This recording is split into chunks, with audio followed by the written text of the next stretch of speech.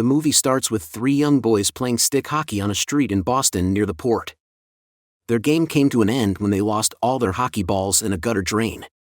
With nothing else to do, they wandered around until they spotted wet cement and decided to write their names on it, hoping it would stay there forever.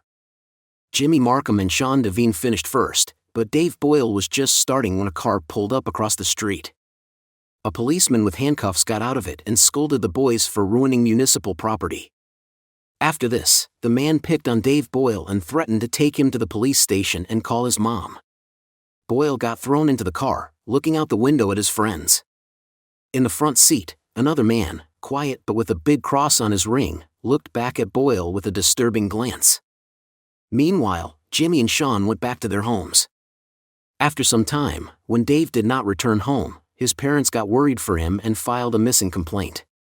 However, the parents of the kids, many with past run-ins with the law, realized the police weren't following standard procedure.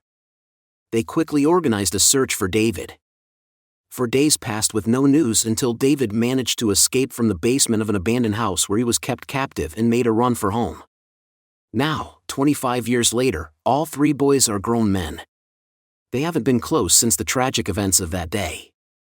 First, we see Jimmy Markham, who runs a small corner store that might be involved in smuggling or selling untaxed cigarettes. 16 years ago, someone snitched on him, landing him in prison for 2 years. But it wasn't just the betrayal that made him bitter.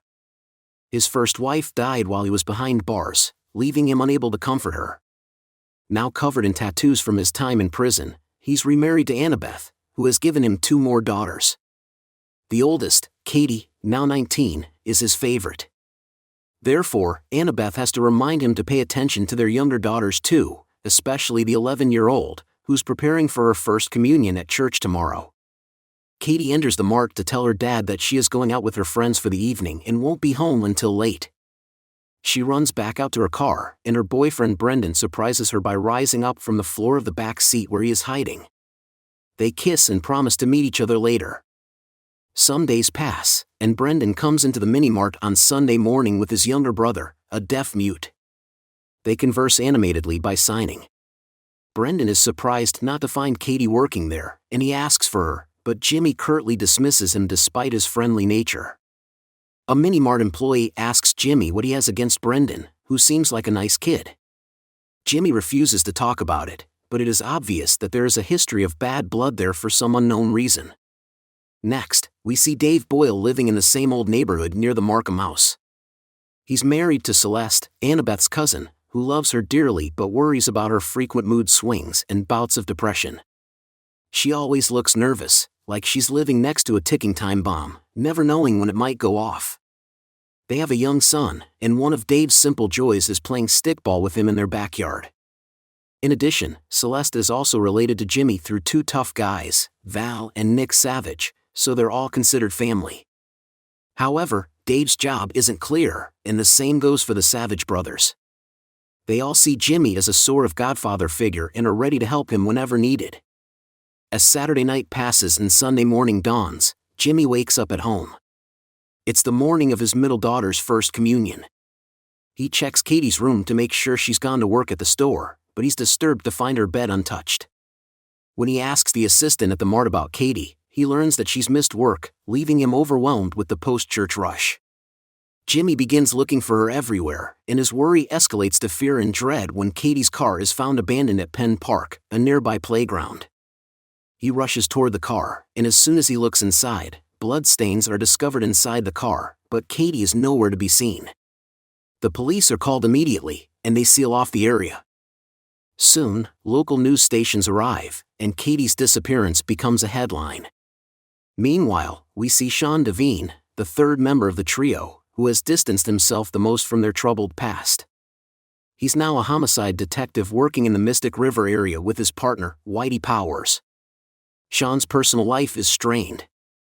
It is revealed that his wife has either left him or been pushed away, and now he just calls her repeatedly but she does not answer him.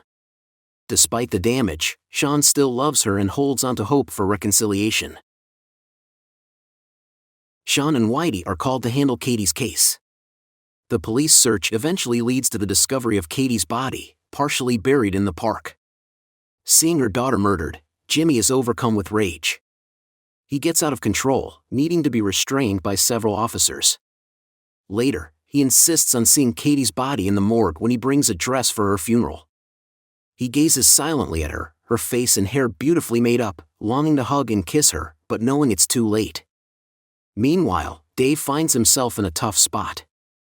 It is revealed that he was at a local bar with a friend when he saw Katie and her friends, clearly drunk and having fun. Later that night, when Dave returned home to a worried Celeste, his hand was injured, and his clothes were stained with blood. Celeste gets traumatized to see Dave's condition and asks him about it. He told Celeste he was mugged and might have killed the attacker in self-defense.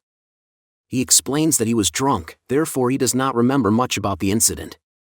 Meanwhile, Sean's investigation leads him to Dave. When questioned by Whitey and Sean, Dave changes his story about how he injured his hand. Celeste anxiously watches the news, hoping for some information about the man Dave supposedly fought with, but all she hears about is Katie's death.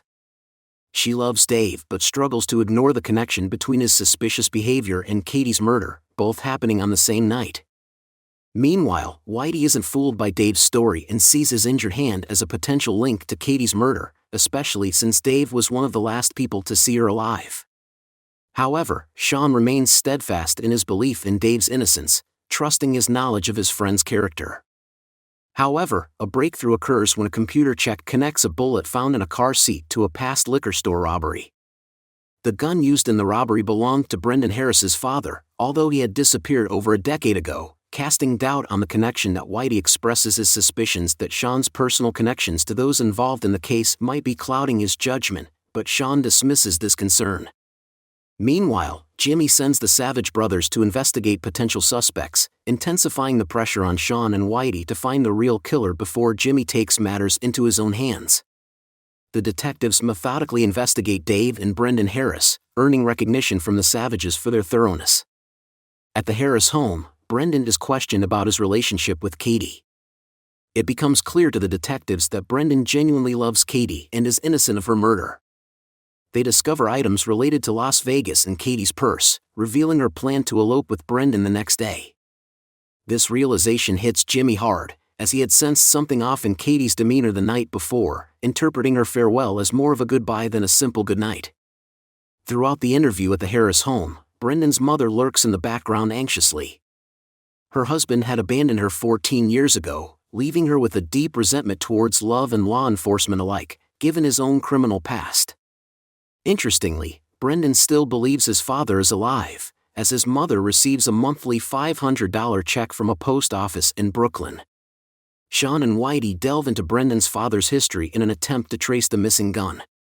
They discover that he was involved in smuggling and was picked up by the FBI but strangely never convicted. Further investigation leads them to the New York FBI office, where they uncover a shocking revelation. Brendan's father had cooperated with the FBI to expose illegal activities orchestrated by Jimmy Markham. This led to Jimmy serving a 2-year prison sentence, during which his first wife passed away.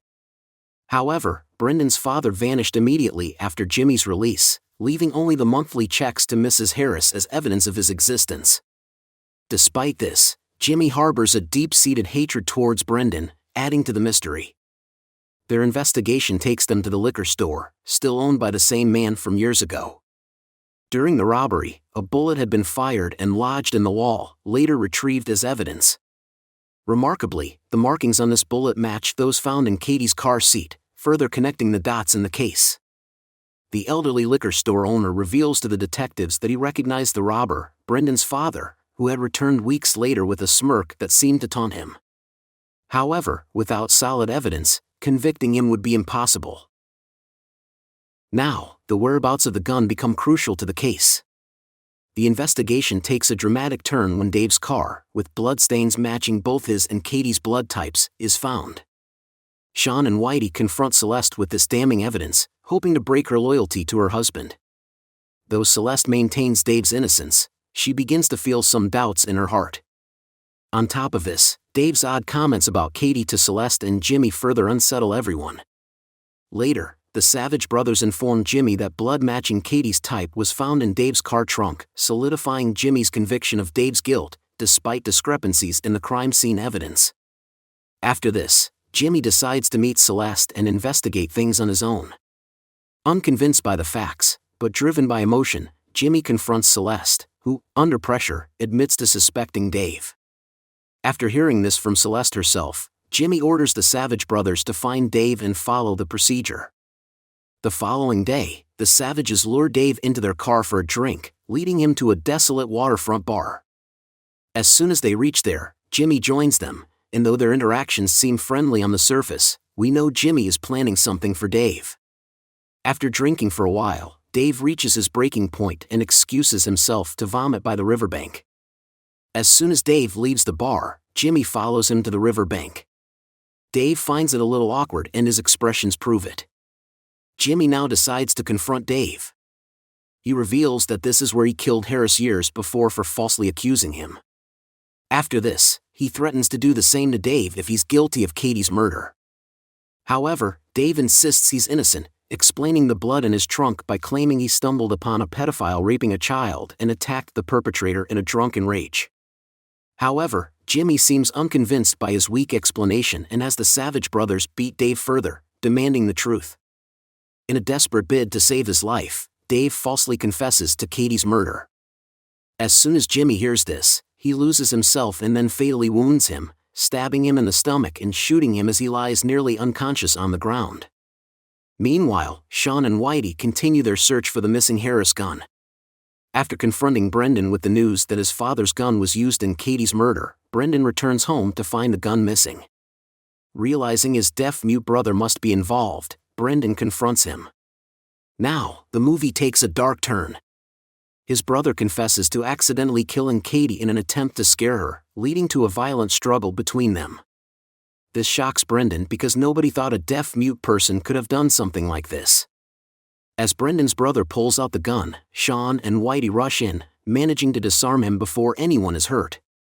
With the case solved, Sean receives a silent call from his ex-wife, signaling hope for their relationship. Meanwhile, Jimmy confesses to Annabeth that he killed an innocent man. However, she reassures him and they find solace in each other's arms, preparing to enjoy the neighborhood parade together. Then we see Sean, who, having figured things out, approaches Jimmy with a serious expression.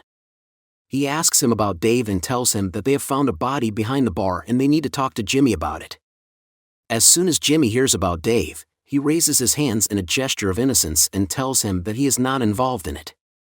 However, Sean notices a hesitation in his eyes and his intuition tells him otherwise. After this, Sean throws another direct question at Jimmy and confronts him.